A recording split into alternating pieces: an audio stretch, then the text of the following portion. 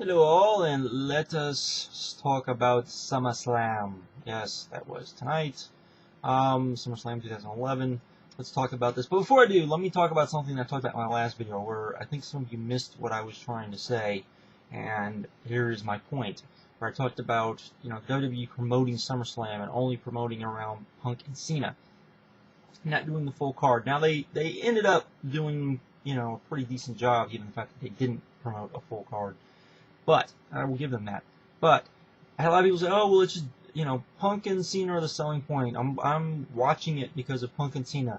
Okay, how many of you that said that? How many of you that came on here and said that it only matters because it's only the top card? Blah blah blah blah. How many of you bought the pay-per-view? I mean, that's the thing. I think that to sell the pay-per-view, you do need to have a full card. You do have to, make it seem like, hey, it's important enough to buy because here's the full card, and you try to give the people the full card as early as possible. That's what I was trying to say. I think that kind of got missed out. Maybe not, but hey. But anyways, let's talk about this pay-per-view, because people are probably going to be talking about this pay-per-view for a week, maybe even years. I could see that, because this was a pretty eventful show, and I could see it being one of those shows that will probably be downloaded a lot. Hopefully people buy the replay if they didn't actually buy the pay-per-view, or at least buy the DVD when it comes out. But anyways, let's get started. They started the show with Rey Mysterio, Kofi Kingston, John Morrison versus R-Truth, The Miz, and Alberto Del Rio in a six-man tag. I'm kind of glad they did it this way. This was a fairly long match that gave them time. I'm a big fan of 6- and 8-man tag matches. It's one thing I don't think WWE does enough of on television. I think that particularly there, as my phone goes off, I think very much so they could use those as main events on Raws and SmackDown for fairly long matches, and get good matches and progress storylines and do the whole thing. And it always kind of amazes me that we don't get that. But I really liked this. I thought this was a really solid, good match. A really good opener. I enjoyed this maybe a little bit more than others. I really kind of liked the back and forth action. They did kind of protect Rey a little bit, but once Rey got in there, he did his thing. This was in LA, so you expect Rey to kind of do his thing a little bit more. So there we go with that. Then we got Sheamus versus Mark Henry. This was surprisingly maybe even a little better than I thought it was going to do. I thought this would be pretty good. I'm just judging from Mark Henry and Big Show from Money in the Bank. I thought this would because I think Sheamus is much better in the ring than Big Show, and so I did think this would be better, and he can do a little bit more athletic things. And even though whenever I talk good things about Sheamus, people get confused because I've often said bad things about Sheamus. My problem with Sheamus is when he first got his push was because I thought there was other guys that could have easily gotten the push that would have gotten over faster, gotten over more. And then, of course, the fact that, once they got to WrestleMania and Triple H didn't put him over, that didn't help either. But I do think Sheamus has skills. I do think Sheamus is good. And I think him and Mark Henry went out there and had a fairly good match. The ending of the match was spectacular. It did end in a count-out, so it was kind of a fuck finish. But it was one of those that you didn't really care because you got what you felt was a pretty compelling ending. Hopefully we get a rematch. I think these guys this was, for a big man match, this was really good. And yeah. So some people kind of down on this, kind of surprising. Don't know really kind of what they expected, but there you go. Then we got Kelly versus Beth Phoenix, and probably one of the best Divas matches in a long time, I would say. This was really good. Started off with Kelly just being like a ball of fire, and Beth kind of taking some damage, and then Beth finally took over and went back and forth. And Kelly won in kind of in a roll-up fashion, but a very believable, very cool counter. But was a really good, solid match, and considering what we usually get from the Divas and the Knockouts, this was very, very good, to be honest. Then we got Daniel Bryan versus Wade Barrett. This is a match I was looking very forward to.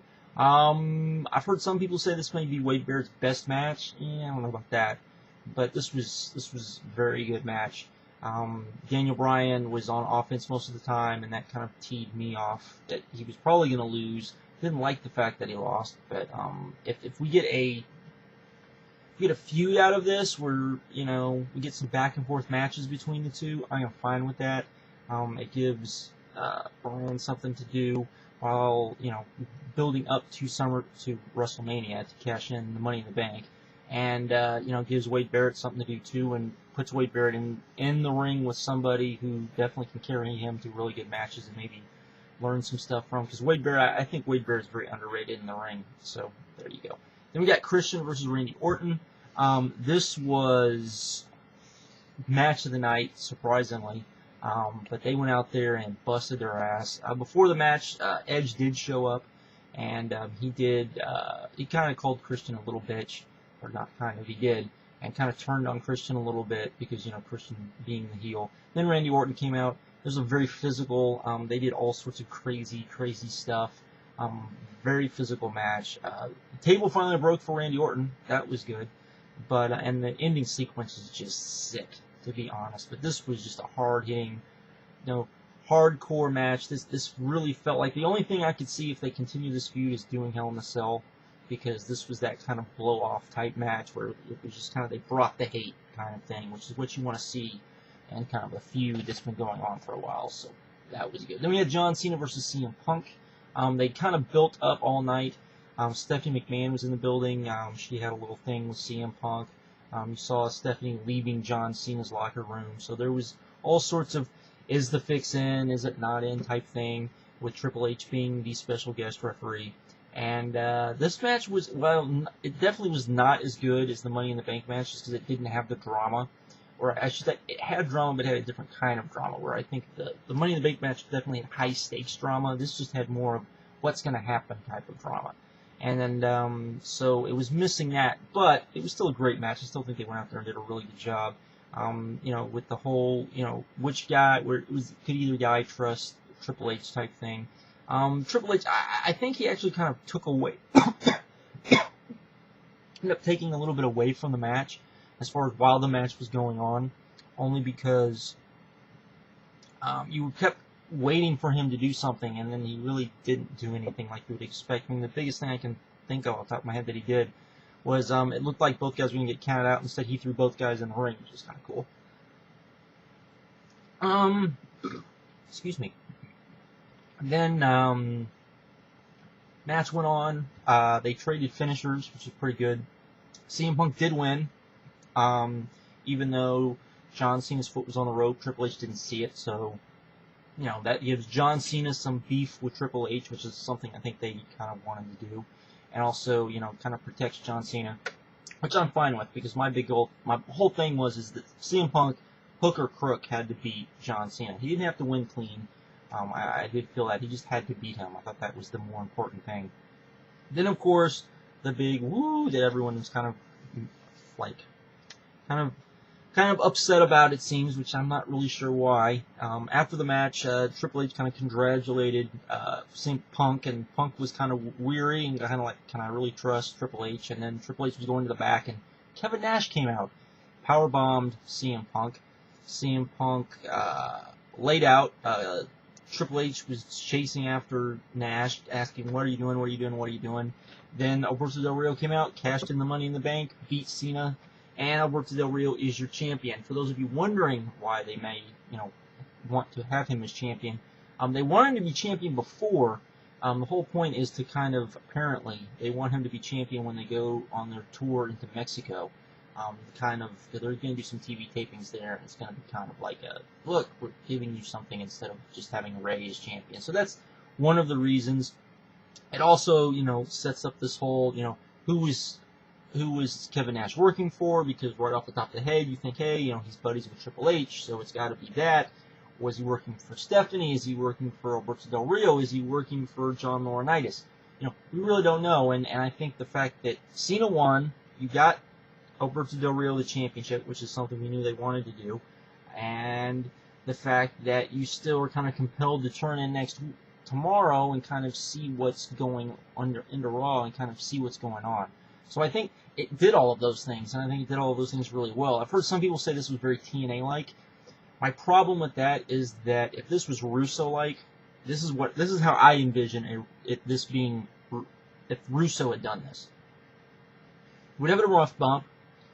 Nash would have came out, or you would have had a ref bump. Cena would have tried to pin CM Punk. Triple H would have been out, so it wouldn't have happened. While Cena's trying to wake up Triple H, CM Punk wakes up, hits Cena with the go to sleep. Then Nash comes out, power bombs Punk, then puts Punk over Cena. Triple H wakes up, counts Cena down, his foot's then on the ropes, he misses it. That's what we would have gotten, which is much more convoluted than what we got. What we got was pretty simple. We got Triple H missing the call, so that's Cena's side of the story. Then we got, CM Punk figuring out, okay, maybe I can trust Triple H. Then Nash showing up, Nash basically screwing Triple H, or screwing Punk. Then Alberto Del Rio came out.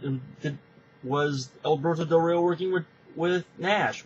Did he just happen to see him laid out, and then Alberto Del Rio came out? Was Alberto Del Rio in league with whoever Nash is in league with? There's lots of other things to go with. I think that while it is somewhat of not an easy story, it's not a convoluted story. It's still kind of easy to follow. So I don't kind of follow that logic where this is like a TNA type storyline, because first of all, this is not something WWE normally does. It's not, step 1, step 2, step 3. It's not a straight line per se, but I don't think it's necessarily crazy.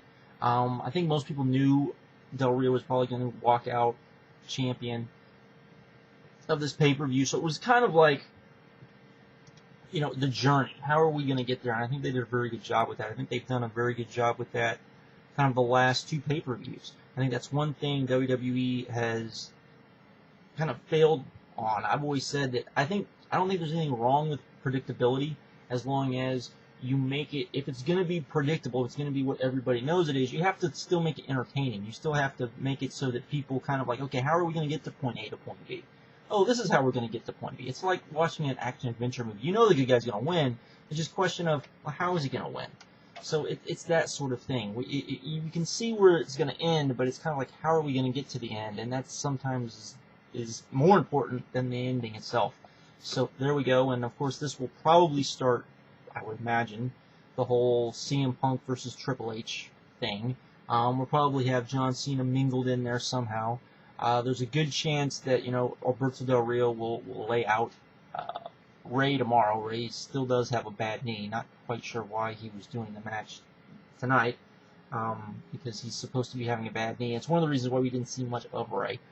But, yeah, so there we go. So there's kind of my review. I give this an 8.5. I think this was really good. Wasn't as good as Money in the Bank, but it was a great follow-up to Money in the Bank. And WWE is now put on back-to-back great shows. Now, if Night of Champions, if they can go out and put on another great show, that's the types of things that, a company has to do to kind of build momentum, even though, maybe people aren't buying the pay-per-views. It gets people talking about the pay-per-views. I can say this, that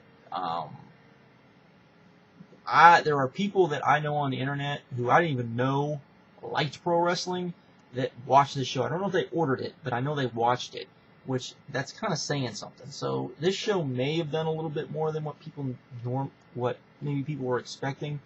May not have, too, because, it is the internet, and most people on the internet know how to find things in other ways, so there is that. So, but that, though, that is kind of my reviews and my thoughts of SummerSlam. So, if you didn't see it, definitely check it out.